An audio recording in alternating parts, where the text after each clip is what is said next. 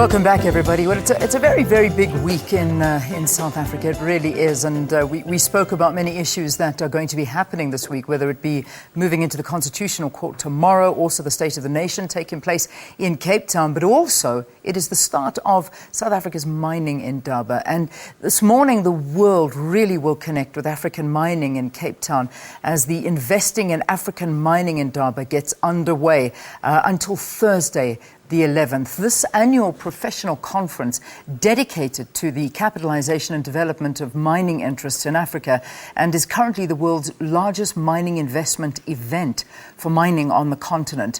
As one of the world's largest producers of platinum group metals, Lonmin will be one of the participants, and we are joined now from our Seapoint studios by the Chief Executive Officer and Director of Lonmin PLC, Ben Magara. Thank you, Ben. Thank you so much for being with us here on the program.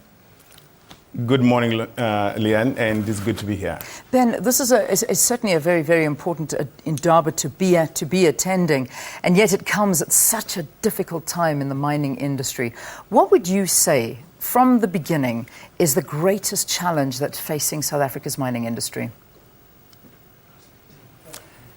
Really, this is all about how do we manage through all these difficult cycles. It's been a challenging year for us, and particularly in South Africa. How do we find each other, and how do we make sure that in these tough challenges, we actually still find opportunity, that we actually still find each other and make sure with our stakeholders, with our investors, with government, that mining companies come up with strategies that make sure that these companies survive these tough times. Because indeed we know it's a cycle and good times will come again. But it has been a very difficult time and challenging time for the mining industry. Yeah, it certainly has. I mean, we have a look at the figures already of people attending. I think last year it was sitting at around about 7,000 people. It's dropped down to 6,000 this year. So there's already been a decrease. And this, again, I imagine is an indication that this is an industry that seriously needs a lot of help. It is time to cut costs, to cut capital. It is time to make sure that every stakeholder actually realizes that they have to sacrifice a little bit in order to make sure we have a long term that can come through.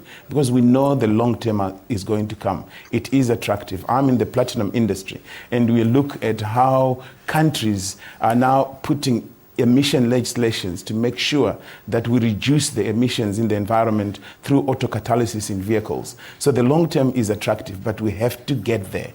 And it is a tough time indeed. So everybody is doing all their bit that they can, cutting costs, making sure we really cut our cloth to size to make sure that we have sustainability. Yes, we are indeed sacrificing jobs. Yes, we are indeed sacrificing some of the social investments we can put in, but it is crucial that we have thriving businesses where investors see value.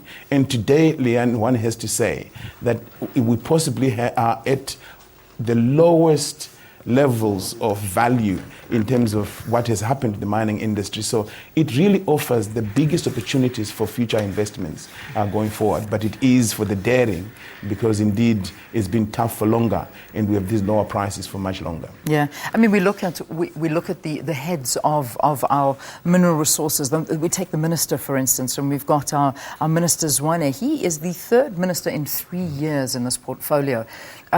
Once again, I can imagine that consistency in this portfolio is needed so that we can turn things around, and we need proper leadership. I know he's going to be addressing the opening of the Indaba this morning.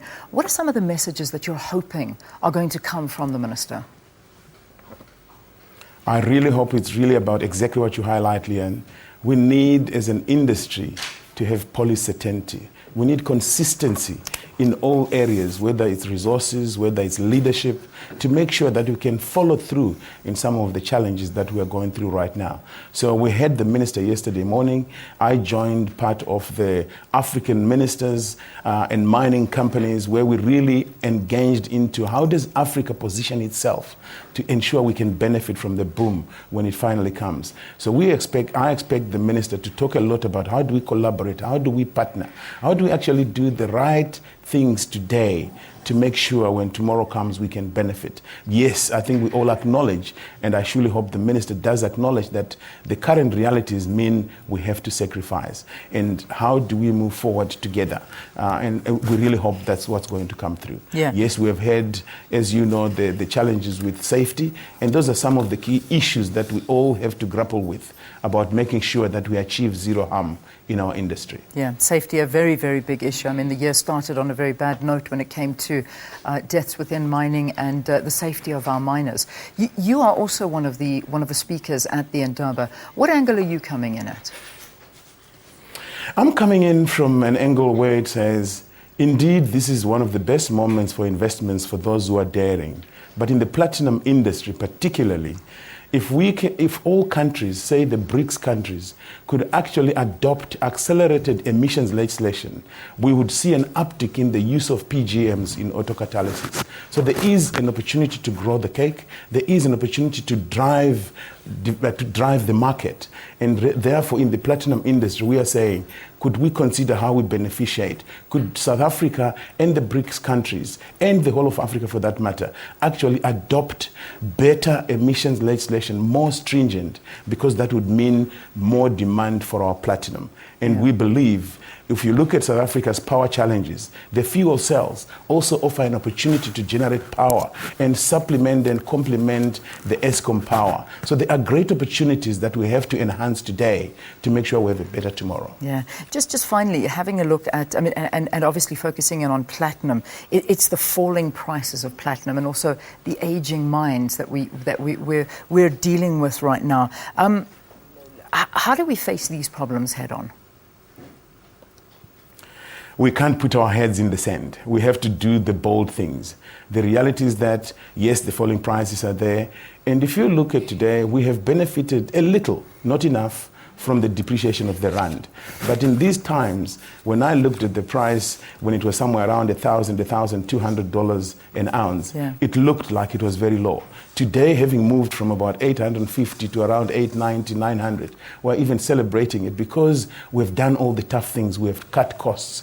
And suddenly, we have created more resilience. Suddenly, we are able to be more profitable in the future, even at these current prices. As Lonmin, we are trying to work hard to make sure we are cash positive after capex in this tough and low price environment. So it is an opportunity to be tough, and it is an opportunity to do the tough decisions. All right, Ben, thank you so much for talking to us. It really is a pleasure having you on the program here this morning. The Chief Executive Officer and Director of Lonmin PLC, Ben Magara, talking to us in our Cape Town studios. That is where the Mining Indaba is going to be taking place from the 8th to the 11th of February. Quite an amazing write-up that I was reading at this moment, saying that more than 20 years ago, the Mining Indaba was launched in one room at a Cape Town hotel. And the journalist goes on to say the industry must be careful not to allow the mining industry to shrink back into one hotel room in 20 years' time. Quite a profound statement. So let's see what comes out of this one.